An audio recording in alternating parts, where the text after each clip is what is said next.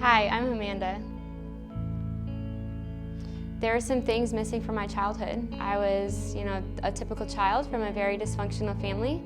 I had one parent who was working all the time and another parent who just left. I think what I missed out on the most was affirmation, approval, feeling desired and wanted. I just felt empty all the time. But when I got older, I discovered boys, and they were there to give me the things that I thought I needed.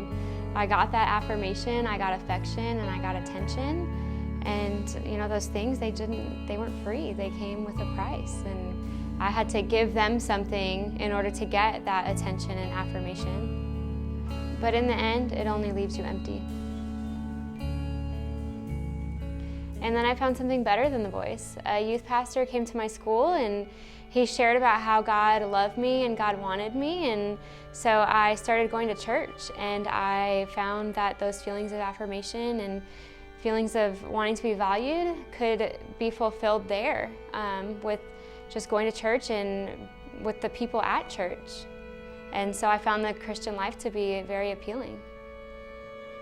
I really thought I found what I needed, but it didn't take long for me to see that I was still a little empty.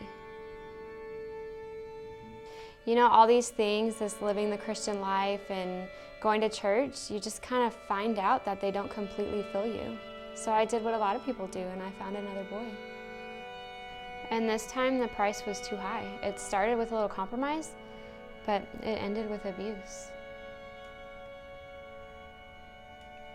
So I had one hand that was being filled by the church and another hand that was being filled by a guy, and it just became too much, so I let it go. And it was then that I moved to Texas. So I went to Mission Church, and I immediately got plugged in with a community group, and I met some people who were just filled with joy and love and peace and something that was so much better than church. These people were full, and they didn't need anything. And that's when it happened for me. I just took both of my empty hands and I filled them with Jesus, and I have been affirmed and approved and desired and loved, and I'm just completely full.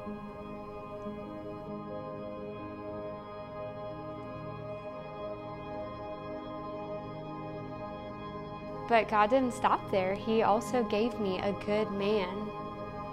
I ask God all the time, why would He give me all of this? And I don't know.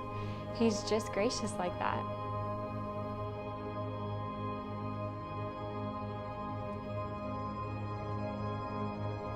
This is my story of life with Jesus.